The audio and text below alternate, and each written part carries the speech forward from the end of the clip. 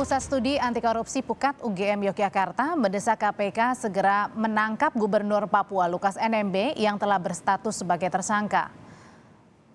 Pukat UGM saudara menilai pembiaran terhadap tersangka Lukas NMB akan jadi presiden buruk penegakan hukum di Indonesia. Gubernur Papua Lukas NMB ditetapkan KPK sebagai tersangka dengan suap sejak September lalu dan kembali jadi tersangka Kamis kemarin. Pukat mendorong KPK menggunakan kewenangannya dan menggelar operasi penangkapan NMB.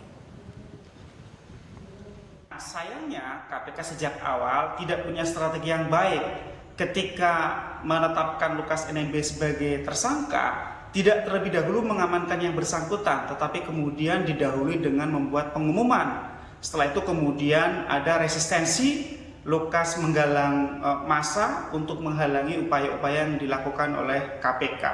Menurut saya sekarang Lukas dengan dua status tersangka yang ada pada dirinya, maka satu-satunya jalan adalah KPK harus merencanakan operasi untuk dapat melakukan upaya paksa menangkap Lukas NMB.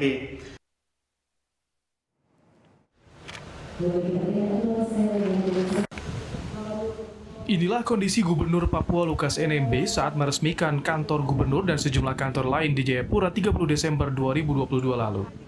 Secara kasat mata, kondisi NMB cukup sehat. NMB bahkan dengan lancar menekan tombol sirine sebagai tanda peresmian gedung secara simbolis dan membubuhkan tanda tangannya pada batu prasasti. Tak hanya itu, Lukas NMB juga tampak menyalami banyak tamu dan bersuah foto. Kondisi Lukas NMB yang cukup fit tanggal 30 Desember berbeda dengan kondisi 1-2 bulan sebelumnya. Kala itu, NMB lebih banyak duduk dan berdiam di rumahnya. Termasuk saat Ketua KPK Firly Bahuri menemani penyidik KPK menemui NMB di kediamannya 3 November 2022.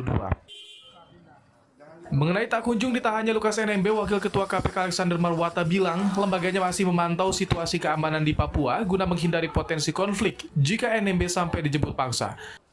Alex menyebut jika alasannya kondisi kesehatan, KPK bersedia memfasilitasi NMB sebagai tahanan KPK berobat ke Singapura. Bagaimana kapan ditahan dan seterusnya.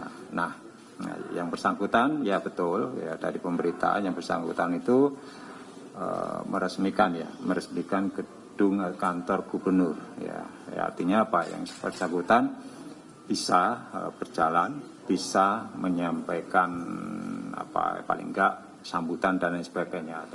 Sekali lagi kami tidak menghendaki adanya efek-efek yang semacam konflik horizontal dari penjemputan paksa yang bersangkutan gitu. Tentu yang memahami situasi setempat itu adalah aparat setempat juga, dan kami terus melakukan koordinasi dengan Kapolda maupun Kapinda dan juga pihak dari TNI di sana. September 2022, KPK telah menetapkan Lukas NMB sebagai tersangka dugaan suap dan gratifikasi APBD Provinsi Papua. Yang terbaru, KPK resmi menetapkan NMB sebagai tersangka suap dan gratifikasi proyek yang bersumber dari APBD Papua dan menetapkan tersangka baru pemberi suap untuk Lukas NMB, yakni Riyatono Laka. Riyatono Laka yang langsung ditahan usai pemeriksaan Kamis siang merupakan Direktur PT Tabi Bangun Papua.